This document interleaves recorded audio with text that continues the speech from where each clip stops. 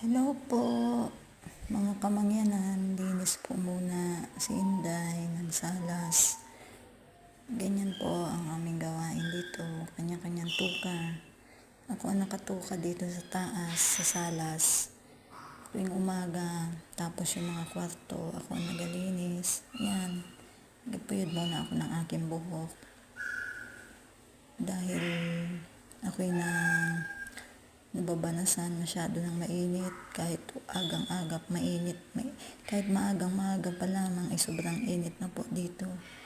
Kaya yan, nagtatali muna ako ng buhok bago ako maglinis. Tulog pa si madam, mamaya gisingin ko yun dahil may trabaho siya. Yan po ang buhay namin bilang isang OFW.